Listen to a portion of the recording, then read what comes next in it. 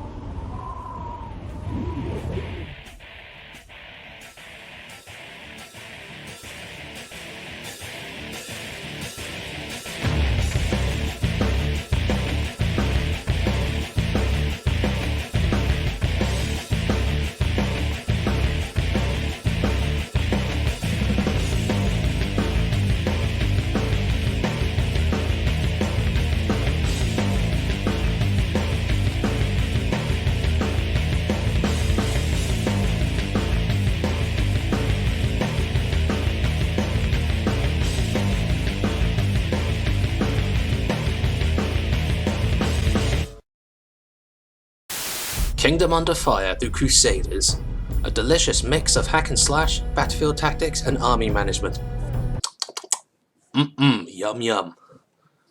Oh my god, I can't believe I said that. Produced by the South Korean studio Fantagrams and Blue Sides, who are also known for other games such as Phantom Crash on the Xbox and 99 Nights on the Xbox 360, and recently releasing Kingdom Under Fire 2, an MMORPG. Kingdom Under Fire was first released for one of the best consoles of all time of one of the best console generations of all time, the OG Xbox, on October 12, 2004. Good god, I'm old. And then recently for the PC on both GOG and Steam on February 28th, 2020, giving this sadly underrated game some further exposure at last. And I say there is no better time to give this fantastic game some exposure to the public. So I say, let's help this game along the YouTube algorithm and get more people to know about this game. And before you ask, I will be reviewing the PC port of the game and bought from GOG, which is a superior brand, for it was easier to record and capture footage for the review, as well as being more visually pleasing for the audience. So, let's summon the Orc Riders against the religion-bashing humans, cast on perfectly healthy undead fucks, and wonder why the Dark Elves are so under-armoured and dressed. Give your meat a good old rub. And let us look into Kingdom Under Fire: The Crusaders. Just a note for this section of the review, I will not be telling the story of the game per se, but I will be giving a synopsis of the game's setting that will lead up to the story of the game, as well as the backdrop of the factions and this bloody land where war seems endemic. Personally, I think the story of the game is something the players should see for themselves, and I say this is the best way to prevent spoiling the plot. This game continues the story following the first Kingdom Under Fire game, released in 2001. A completely different beast, more reminiscent of Warcraft 2 rather than the hacking and slashing game we are looking at here. Taking place on the land of Bersia, two factions with plenty of bad blood with each other are ready to kill each other once more and make Bersia a land of war. To the west of Bersia, the Good faction races alliance of dwarves, elves and humans seek to capture the Holy Ground, the place where the final battle of the First War was fought and where Amorak was slain in the first game. The Kingdom of Ecclesia, led by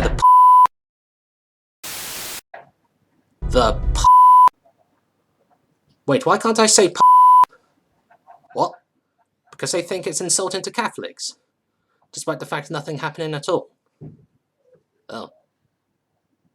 Okay. Anyways, the Kingdom of Ecclesia, a devout kingdom devoted to spreading the message of God, led by the Alexandra and the Ecclesian Council. They see this war as an excuse to liberate the East and the Holy Ground from the encroaching darkness of the bad fantasy people, as well as accomplishing the first tenet, spreading their message of their dubious God to the other races they hate.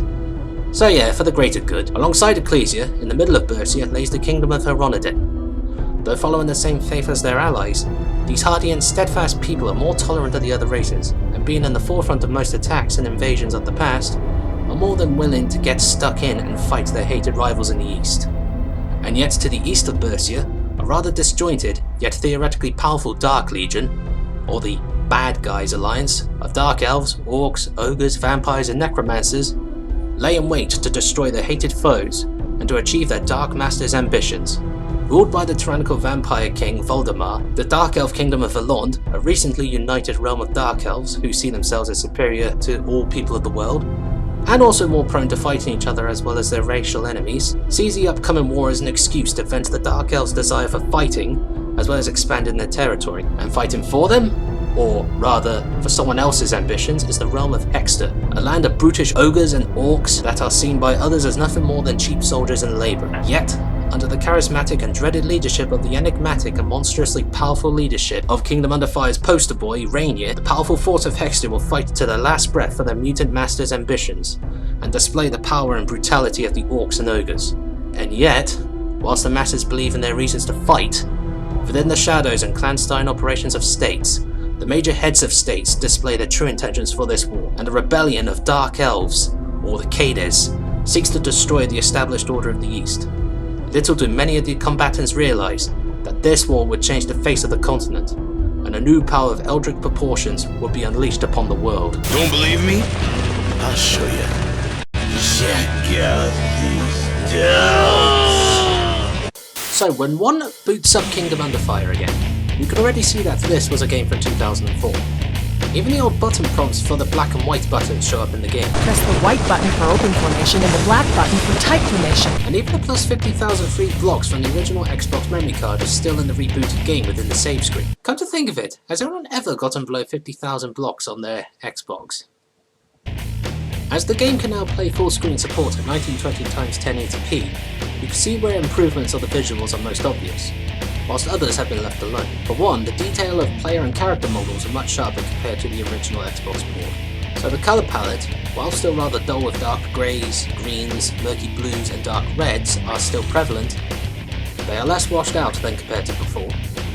But with spells being used by the player and the AI, visual splendour is more obvious than compared to the original port of the game, with lightning crackling and sparkling silvery blue residue, fire burning in a bright red and yellow glow that makes you want to stay away from it and burns in a precarious way that the screen shimmers from the heat if the player gets too close.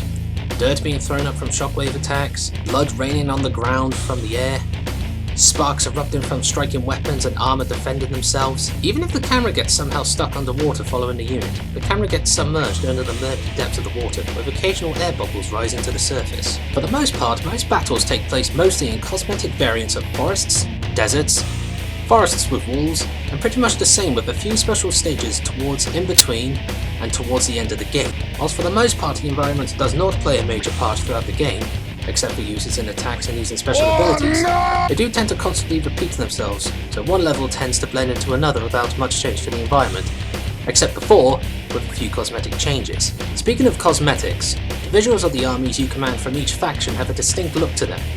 Obviously, to make it easier for the player to identify friend from foe in the chaotic melee of combat, it is a nice little feature that differentiates the faction's cultures and how said appearance indicates each faction's way of fighting, in a way.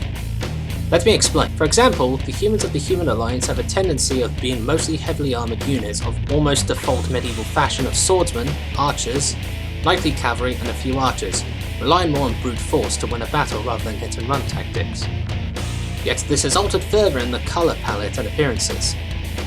Plesia has more of a regal appearance and proudly appears more majestic and almost mockingly superior in terms of faith and purpose. Whilst on the other hand, Ronodin appears slightly more austere and rugged in not only appearance but attitude and their relations with other races, since they are pretty much on the borderlands with their enemies. And so, this can also be seen with the factions within the Dark Legion. Compared to the vampire's gothic and composed appearance with utilization for dark magics and seeking to rule over weaker mortals, Common enough for my kind to oversee yours. the orcs and ogres are a wild and frenzied tribal people who rely on sheer brutish strength to win. Something almost feral and wild, like the wild animals the orcs and ogres utilize in battle. Finally, strippers. Yeah, boy. Using sex appeal, kinkiness, and some hidden elvish blood within them, they use hit and run tactics and elf ass to destroy their enemies and to gain the tips they so desire. It's been said that there are countless treasures in Heronodon Castle, just lying there waiting for us to come in and take it. Let's not keep that beautiful treasure waiting. Sounds like a level scoring. Oh yeah, and just to add, most troops are clones. Hello there. And as a nice little detail for the humans, most have different heights. And Geralt constantly chews on gum, for some reason. and whilst the visuals may not be groundbreaking or pushing the hardware boundaries of your PC, it is passable enough. But for me personally, the mediocre visuals do not distract from the great gameplay overall. Now let us move on from criticising visuals to criticising something else. I like the sounds of that. Speaking of sound... Oh god, things get bad here. Of all things that I consider the worst elements of the game, the sound mixing in the reboot of the game is terrible. Now I will admit, this PC port is an altered version of the original Xbox game, so with aged sound files from 2004 running on recent high-end computers, the sound quality will make the occasional hiccup. One of the most obvious hiccups is when several things are going on screen at once. Let us say, multiple units have one engagement all within the same place as the player. The combined sounds of victory would either double over into an almost muffled effect, or coalesce together into a combined ear-piercingly loud cheering it down. Another major sound mixing issue is the voice acting. Oh god. While the music in the background plays gloriously over your carnage of hack and slash combat, it is so damn loud within certain sections of the game, it almost drowns out certain in-game conversations that is nearly impossible to hear. I am the eye of Richmond Osmond, province of Exeter. Soon will be the general of the province of hell.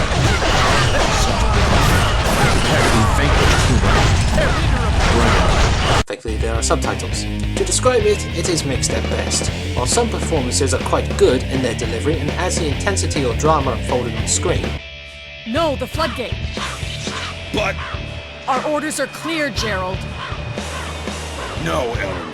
We've got to help the general. If we lose control of this place, Rainier will...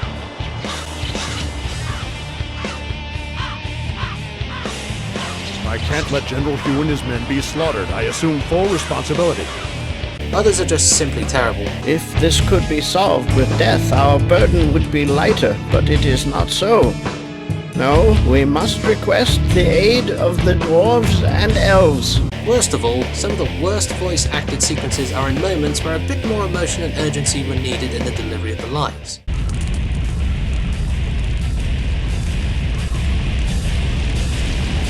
All troops, attack! Stay calm and take down that crew! Don't be afraid.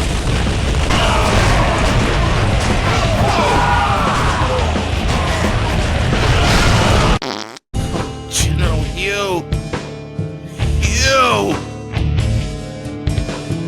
We must head for Essa. Yet, despite me railing on the quality of voice acting, it is almost charming in a way. The best way to describe it is almost like Dynasty Warriors. Irritating, horrid, and unnecessarily funny. And yet, it is incredibly charming in a way, and probably most importantly in my regard, it does not degrade the enjoyability of the game in any way. In fact, it enhances it, in some strange, perverted way. A nice bit of comedy in the grim and bloody situation which is that of brutal medieval combat. When it comes to the choice of music in the game, they went for the rather unorthodox choice of using metal rock tracks instead of rather stereotypical fantasy music one might hear in something like, let's say, Lord of the Rings or The Witcher. Whilst earlier I may have said, this is one of the few things related to sound that is top-notch. Produced by the rock band Deadpan, the metal rock soundtrack for the game is just greatly compensates the constant fighting and the brutality of medieval warfare. Hell, some musical moments have that element of being totally badass. The best music examples being Geralt and Lucretia's introductions.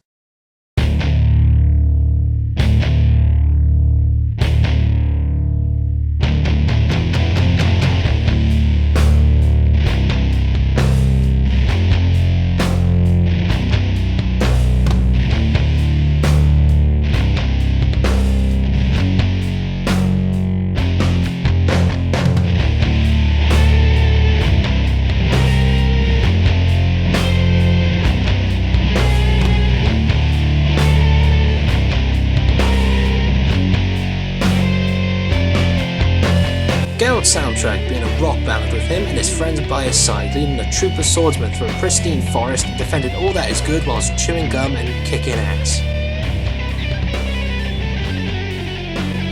Then contrast that with Lucretia's intro.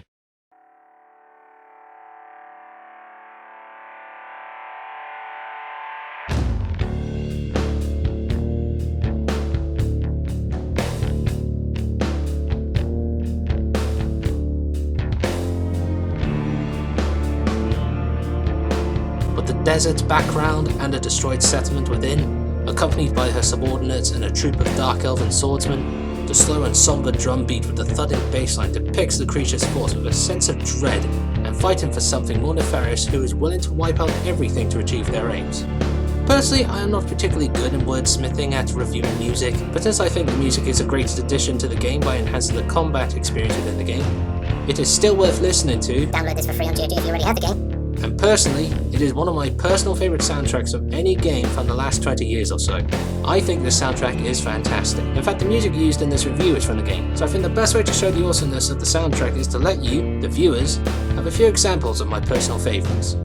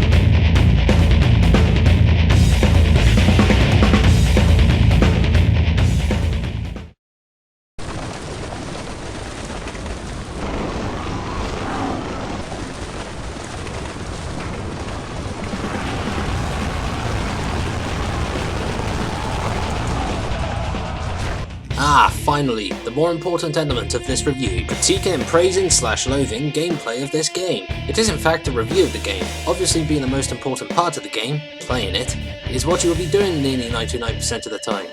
It is important to know how good the gameplay is, and luckily, it's great. Well, mostly. For the most part, the gameplay of this game is split into 3 main parts which form a delicious result.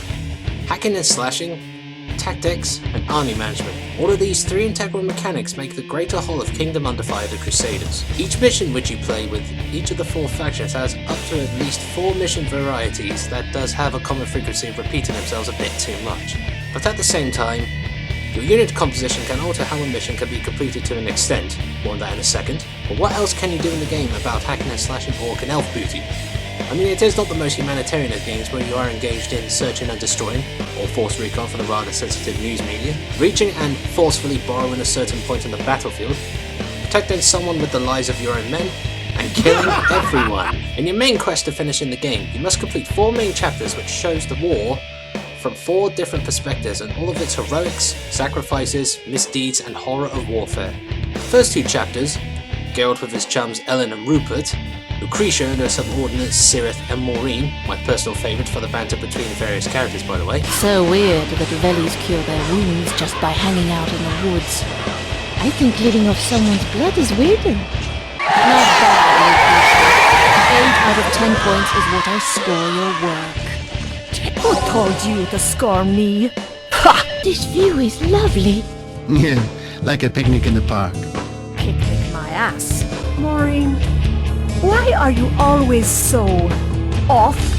Why are you always so tedious? Silence. We head south. Bitch. Such a bitch! I won't, you bitch.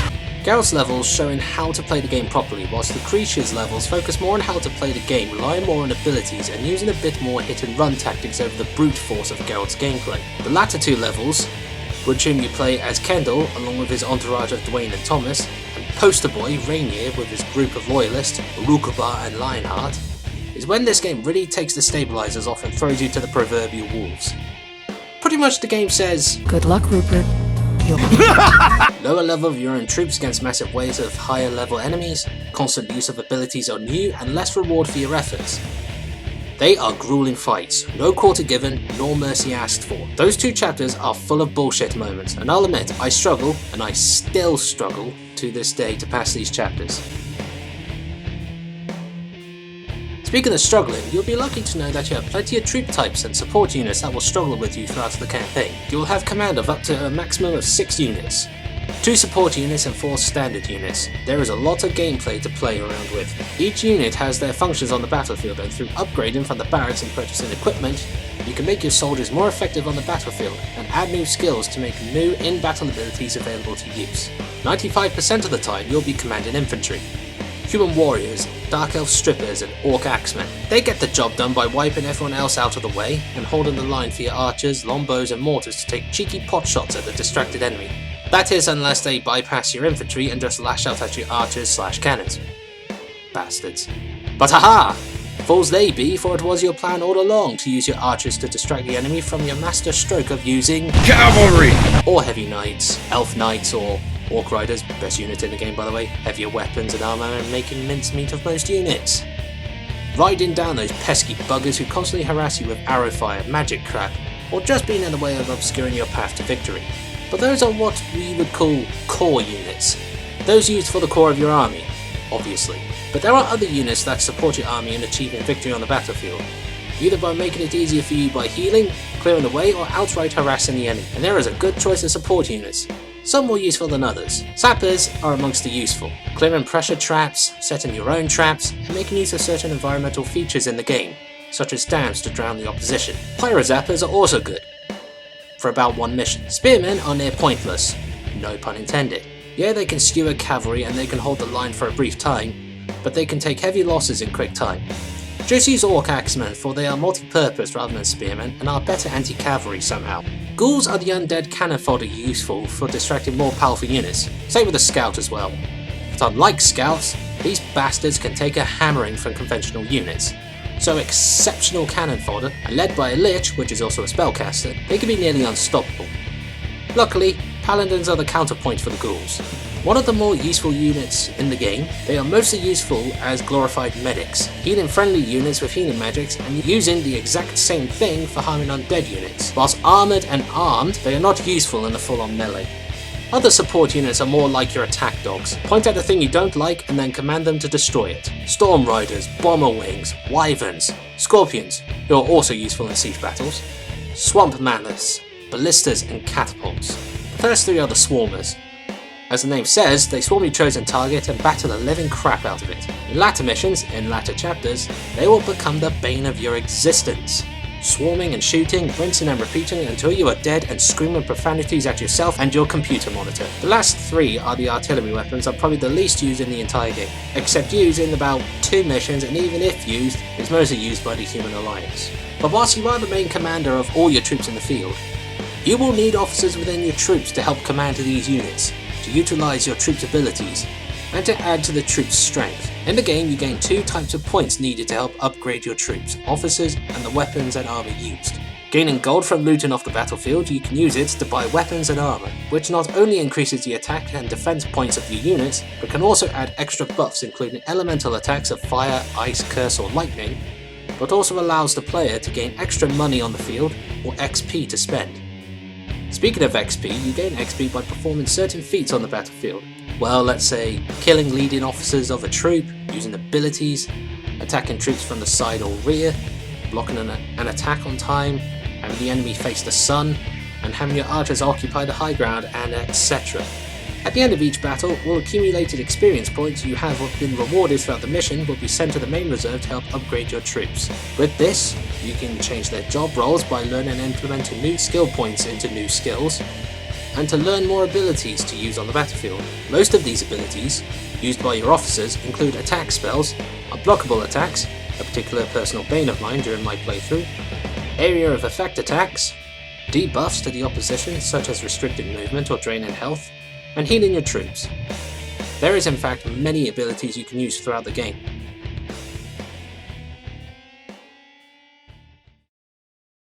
When it comes to the main portion of the game, the gameplay aspect of the game, there are 3 important parts: the battlefield tactics and troop movement, and of course, the hacking and slashing.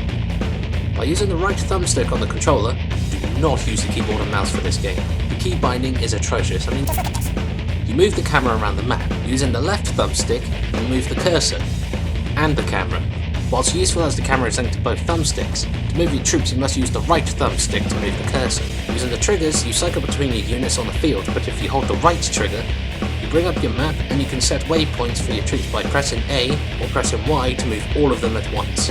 Both useful for when laying a plan of attack and that brief moment of peace before battle, a pain in the ass when you need to select troops during the frantic moments of battle. But instead, you get a zoom in of the mountains you have just passed 3 minutes ago as your troops get annihilated by strippers. And whilst this is incredibly useful for flanking attacks with cavalry units, there is the main problem of cancelling manoeuvres. Sometimes it does not cancel and your troops just continue on their way. And other times, if static and given plenty of orders, the troops have a glitch of just hopping around in place, or troops fail to regroup and run around like headless chickens, especially for cavalry, eliminating them out of the fight. Troop formations also play an important part for battlefield tactics. Using the left and right bumper buttons, once key to the black and white buttons on the original Xbox. God, I miss those buttons, strangely. There are 3 main formations to use. Tight formation reduces unit speed but increases defense. Open formation does the exact opposite of increased speed but lowered defense, even against arrow fire. And then you have standard formation that does pretty much as the name says. Standard speed and average amount of defense.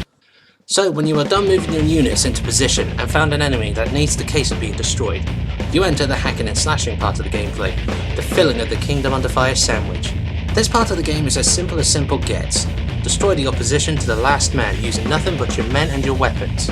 Using the X and A buttons for light and heavy attacks respectively. Press X or A to attack, boss. You will hack, slash, stab, and occasionally backhand the opposition to the ground. And yet, if you press a certain button combination, you perform combo moves. Though flashy and can annihilate anyone in your way, these combos are sadly few and far between, with up to 2 combos per playable character. The feel and presentation of the combat is well done too. The ambience is exquisite, the screaming of the combatants, swords bouncing off shields, bloods and sparks flying off and banners flying above the carnage give a grounded and gritty portrayal of close quarters combat. Moving around the combat area is nice and quick, keeping the game's pacing lightning quick, whilst keeping it brutal and frantic, especially when other hostile and friendly units converge into your fight. And depending on which character you play in the campaign, your attack speed changes accordingly. For Gerald, since he is the easy campaign, his attacks are quick and hit hard for good damage. Creature on the other hand is quicker in the attack, but this nullifies her damage output, so she needs to strike the enemy a bit more to take them down compared to Gerald. But by the time you reach Kendall and Rainier's stages, things do take a turn for a more difficult experience. Whilst you and your companion's attacks and abilities hit like a bloody freight train, the enemy will be, by this point, more numerous, use their abilities more liberally, and are highly leveled up. At least for a few missions. The greatest danger is being swarmed by nearly everyone, so patience is key to progress throughout the later campaigns, as well as using what you have learned. By pressing the B button, you block most attacks, and if timed just right, you can leave opponents open for counterattacks, which net you plenty of XP. Blocking may not be the most important aspect of the combat. What? Especially in the beginning, when you've been reminded a bit too often.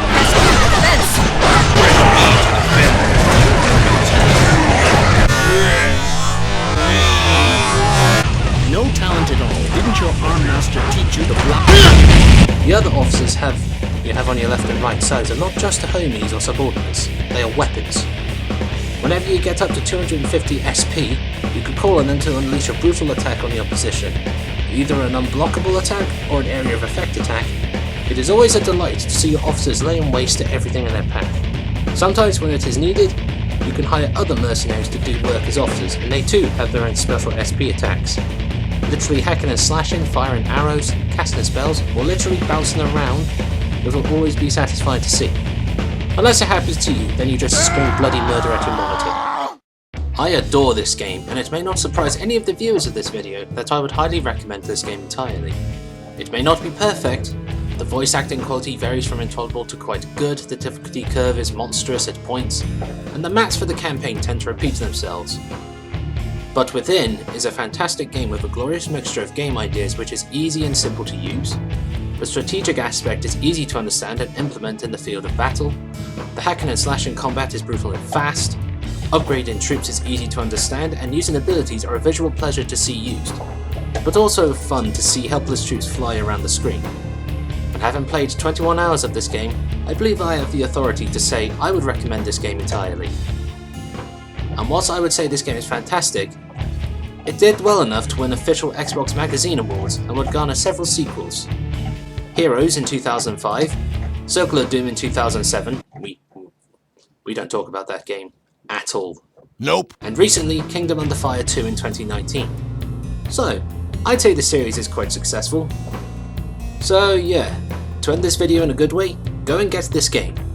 Available now at both Steam and GOG, as of this video's posting, at a price of $15.99. It is quite a cheap game, well worth the paying price to pay for this game. So, that is it for my first video. I hope you all enjoyed this and look forward to more in the future. Be sure to like and stay tuned for future presentations. The next game is a Western-made JRPG once made for the Dreamcast, but then got ported to the Xbox after that glorious console died. But till next time now, stay safe and keep gaming.